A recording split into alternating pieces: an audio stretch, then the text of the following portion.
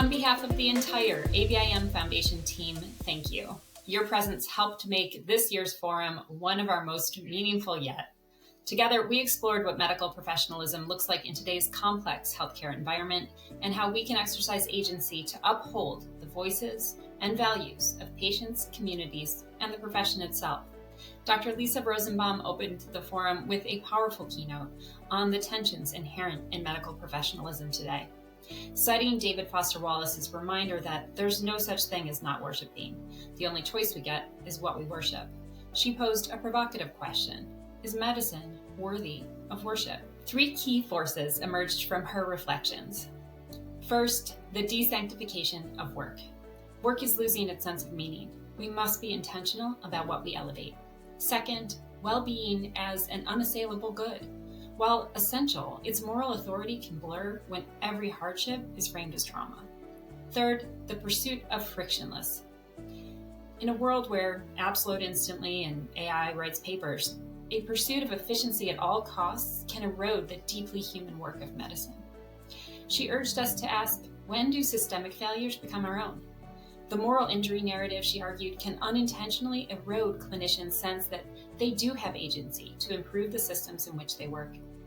Building a stronger collective we requires emotional honesty and acknowledging our very real pain without being consumed by it.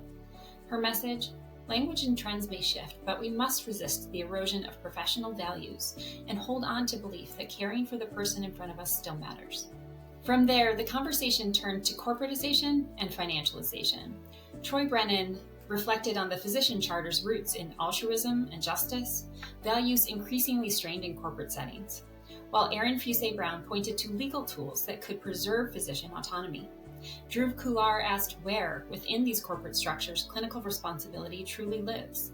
Together, they left us with the central question: when money and values collide, which one wins? We then explored professionalism in medical education, where generational values, bias, and evolving expectations often intersect. Adara Landry spoke to the harm of vague feedback, especially when it intersects with identity. London Robinson reflected on the dual role of social media in fostering connection and confusion. Nora Osman called for moving away from punitive models towards developmental ones, grounded in emotional intelligence, peer support, and coaching. David Goldman challenged us to reject professional victimhood. Even in flawed systems, he reminded us clinicians have influence. Drawing from history, he warned that compliance and self-interest can coexist with professional identity, and he urged us to use our wiggle room to act in service of patients and justice. Finally, we turned to bright spots. Kevin Schulman argued for unionization as a tool against administrative harm. Lilia Cervantes reframed advocacy as a professional competency. Brad Spellberg described collaboration between clinicians and administrators that keeps patients, not policies, at the center. The forum closed with Don Berwick urging us to extend the values we show patients: presence, humility, in our leadership and in our systems. There is a role for organizational professionalism. Jessica Berwick reflected on moral injury and meaning in the age of AI. Desiree Walker called for empathy, accountability, and intention with patients and the profession. And Susie Landon reminded us to draw courage from patients' voices, seeing adversity as a path to meaning. Throughout the forum, your work groups were a cornerstone of our time together. Your discussions brought bold, actionable ideas that drew on lessons from our speakers, reframing safety through patient stories, to rethinking self-regulation, community engagement, and physician roles in this new information age.